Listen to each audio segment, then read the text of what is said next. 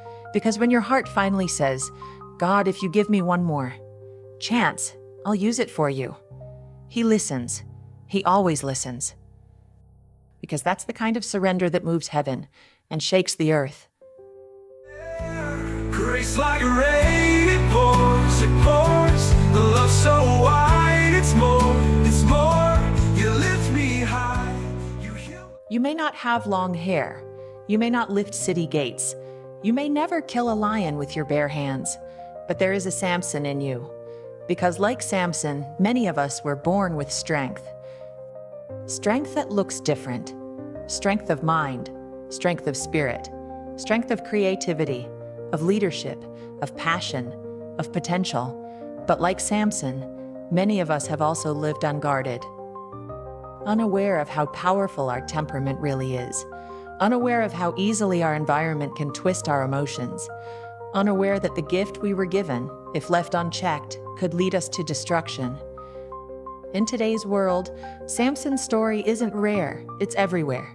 You see it in the leader who loses everything because they couldn't manage their anger, the artist who sabotages their career because they couldn't resist distraction, the visionary who collapses under pressure because they never dealt with their emotional pain. Strength without wisdom is still weakness, and gifting without discipline is a ticking time bomb. We've created a culture that rewards performance but ignores personal character. We admire strength, we celebrate success, but we rarely ask what's going on inside. Samson teaches us that being powerful in public doesn't mean you're healthy in private. He looked invincible until he wasn't. Until he wasn't. And maybe that's your story. Maybe you're the strong one, the reliable one, the successful one, the one people depend on. But secretly, you're exhausted. Secretly, you're reacting more than reflecting. Secretly, your strength is covering up wounds you never addressed. You're grinding grain in a prison of your own emotional habits. Here's the truth we must face. The real battle isn't always external. It's internal. It's internal. The enemy didn't bring Samson down with an army. He brought him down through patterns. Patterns of desire, patterns of distraction, patterns of misplaced trust, patterns of emotional reactions that were never processed, just repeated. And if we're honest, we all have patterns. The question is, are we guiding them or are they guiding us?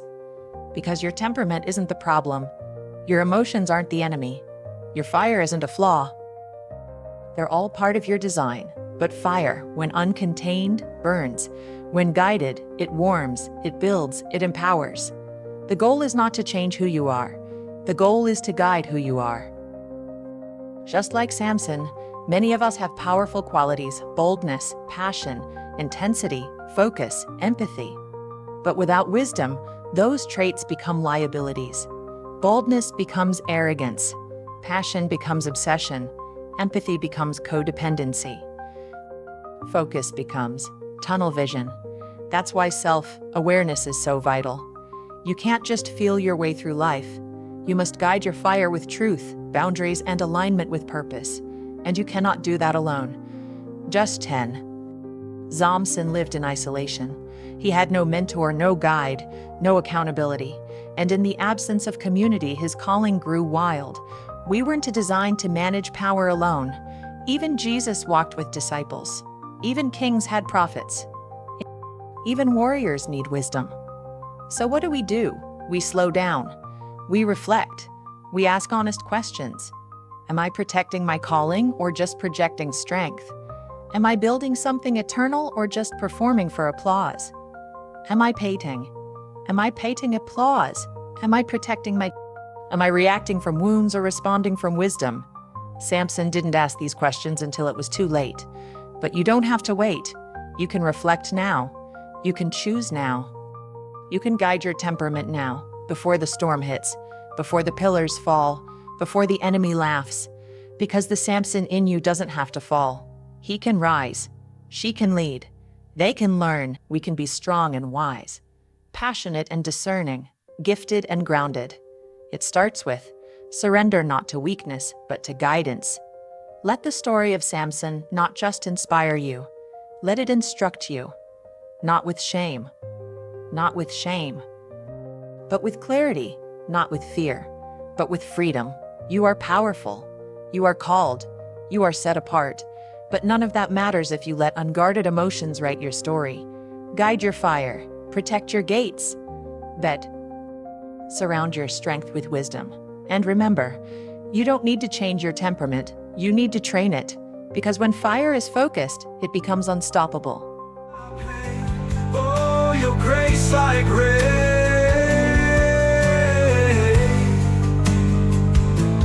Grace like rain, it pours, it pours. Your temperament isn't your enemy. Your emotions aren't a curse. Your fire isn't a flaw. They're not obstacles to be erased. They're instruments to be trained. Samson's story doesn't tell us to change who we are. It warns us to guide who we are. His fall wasn't because he was too emotional. It was because his emotions were unguarded. His destruction didn't come from a lack of strength. It came from a lack of wisdom. And his redemption didn't require perfection. It required surrender. So the question isn't, can I be less intense? Can I stop feeling so much? Can I just change who I am? The question is, can I train what I carry? Can I guide my strength? Can I build a life where emotion and purpose are aligned, not at war? Because when they are aligned, you are unstoppable. You don't need to dim your light. You don't need to shrink your voice. You don't need to run from your fire. You need to direct it, channel it, protect it. Learn to recognize when you're driven by calling and when you're reacting from wounding. Surround your strength with structure. Wrap your passion in wisdom. Let your temperament be guided, not suppressed.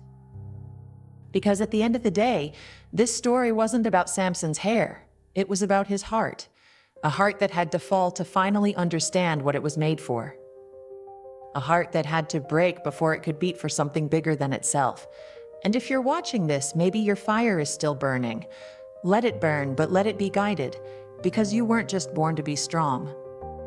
You were born to be strategic. You weren't just called to shake pillars. You were called to deliver purpose to the world. And if this story stirred something in you, don't let that fire fade, like this video. Share it with someone you love. Subscribe for more content that speaks to your fire, your flaws, and your future. Because here, we don't silence passion. We train it, so it transforms the world. Mountains rise, shadows loom tall, but your hand holds me through it all. Your mercy stronger than fear. Each step, your voice in the air. I walk